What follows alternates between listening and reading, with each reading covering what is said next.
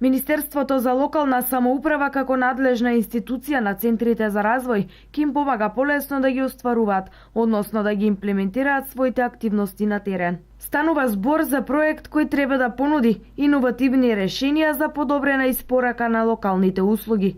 Токму Законот за градежно земјиште и урбанистичките планови беа тема на денешната работилница на Центарот за развој на источно и североисточниот регион.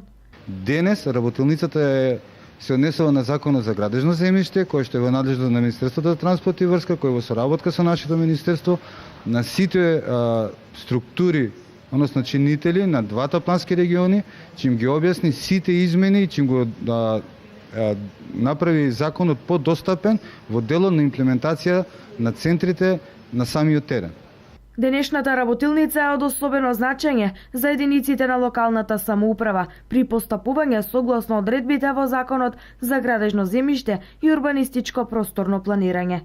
Со кои проблеми досега Центарот за источно-планскиот регион се соочуваше и колку со овие иновативни решенија и промени ќе им се олесни работата на центрите? На овој дел имаше доста проблеми и при самата имплементација на одредени проекти од страна на центрите за развој на планските региони.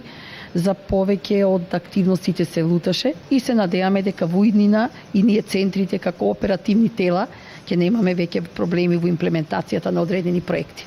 Па не, тоа се проблеми кои што ги имаат самите општини и кои што настојуваа оперативно во ход да ги решат. Сега со законот сите тие проблеми се надминуваат, се надевам дека ќе се надминат и ние ќе имаме многу полесна имплементација на самите проекти. Конкретно, проблемите си ги знаат самите општини кои се, меѓутоа се создава проблеми во нашата имплементација од аспект на непостоење на урбанистичко-планска документација, посебно голем дел од општините нема планска документација за вон населените места, за селата. И еве можам да кажам дека Центарот за развој на источниот плански регион веќе работи на еден проект, а тоа е урбанистичка планска документација за вон населени места, односно за села, за 28 села во источен плански регион и се надеваме дека во иднина самите проекти кои што како база, како основа ја имат самата урбанистичко-планска документација, многу полесно ќе се изработуваат. Инаку измените на законот кои се презентираа на денешната работилница започнуваат да важат од јануари наредната 2016 година.